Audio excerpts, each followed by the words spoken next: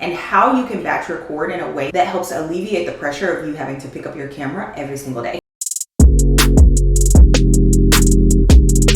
Welcome back to my 30-day series on how to become a food content creator in 2025. This is part 2 of a 2-part within the series on how to avoid burnout as a food content creator. If you haven't watched part 1 on repurposing content, that was yesterday. Please go back and watch that. Today we are talking about batch recording and how you can batch record in a way that helps alleviate the pressure of you having to pick up your camera every single day. If you have not subscribed, please go ahead and click the subscribe button below so you can lock in with us. And grab your notebook. I'm going to give you 3 tips on how you can batch record to make your life easier as a food content creator. First tip for batch recording, you're going to film your meal prep separately. So say you're meal prepping pan-seared salmon, roasted chicken thighs, charred broccoli, butter beans, because we like those, right? Cilantro rice, and you want to throw in some like sweet potatoes with like rosemary and garlic or something, right? You would film that faceless. You don't have to set up your camera and introduce it and say, hey guys, today we're making roasted chicken. No, you don't need to introduce yourself. You don't need to tell anybody what you're cooking. Film that faceless. None of those things need to appear on camera at the same time.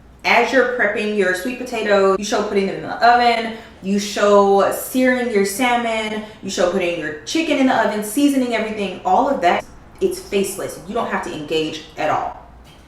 Once you have your meal prep done, later in the week when you get ready to eat it, what you're gonna do then is put it in the microwave so you can get a little steam on it. Film the plate. So you see the steam coming off, you see the ingredients that you use, film the reaction. And when you get ready to edit, you're gonna pull video that you shot on Sunday of you prepping all of that food. So say you picked out the salmon, the broccoli, and the sweet potatoes to eat. You're gonna edit footage of you preparing the salmon, the broccoli, and the sweet potatoes, of you putting it on the plate. We're gonna pretend like you just made it because the steam coming off of it, right? The only time you have to engage with the camera, you really don't even have to say anything if you want to. You could do a voiceover, or you could just throw it up with some music and a cute caption and keep it pushing, is as you eat the food as a reaction video. If you're a faceless account, you can just do the plate. You don't have to do anything else at all. So you cook it on Sunday, you decide what you're gonna eat on Monday, you edit together whatever is on that plate, add in a reaction, that is your video for the day. That's a super easy way to batch film several things so that you don't have to keep turning on your camera throughout the week to record new recipes. That is one way to batch record. The other way to batch record is to film one new recipe and then immediately pair it with something that you already had or something that is very easy to make. So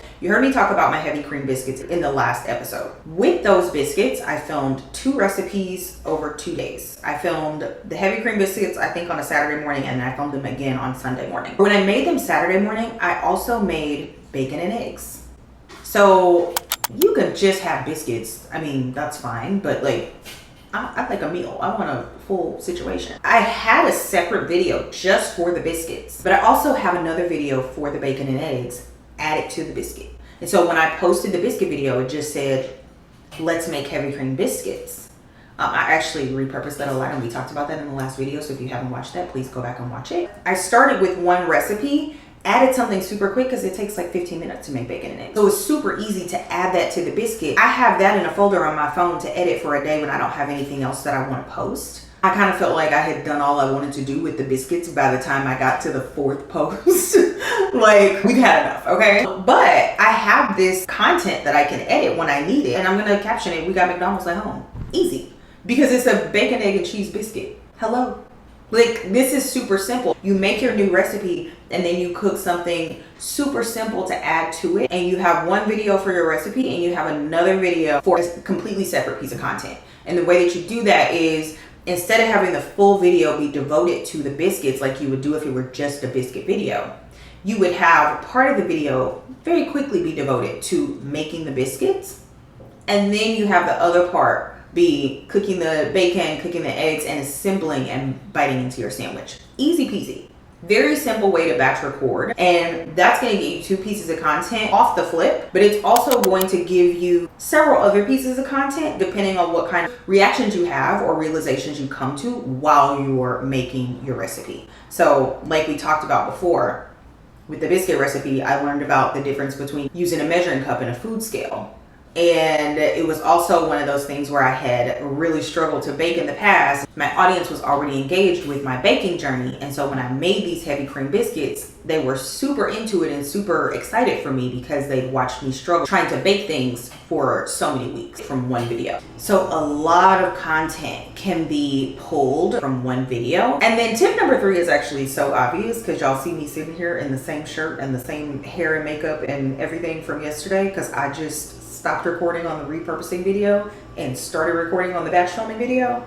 And so you could change your shirt if you want to. I don't really find it necessary. I don't think people care. However, you can batch record your food content. If it's a new recipe or you're going out to brunch with friends and then you guys are gonna hit up a new coffee shop, that's content. That's 2 separate pieces of content. Also a third piece of content because you can do a weekend vibes compilation or a weekend reset or ways I healed my nervous system type of thing and put a compilation of you at the brunch with your girls and then walking and then also some footage at the coffee shop and then your coffee held out. Like there's a way to do this, right? But it's also separate content for the brunch and for the coffee shop. Or you can do it like I'm doing it. If you're gonna do 2 recipes in a row, I would say make sure they're in the same wheelhouse. Say you're doing Thai food. It's easy to do 2 Thai recipes in a row because there's gonna be some similar ingredients, right? You're probably gonna use fish sauce, you're probably gonna use soy sauce, there's probably gonna be some kind of like Thai chili peppers.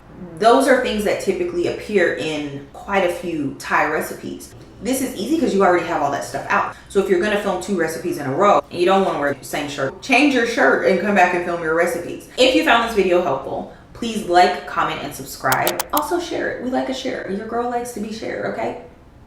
Pause. Come back tomorrow and I'm gonna give you the kitchen essentials that I think are necessary to make your life easier as a food content creator. I will see you tomorrow. Thank you so much for watching.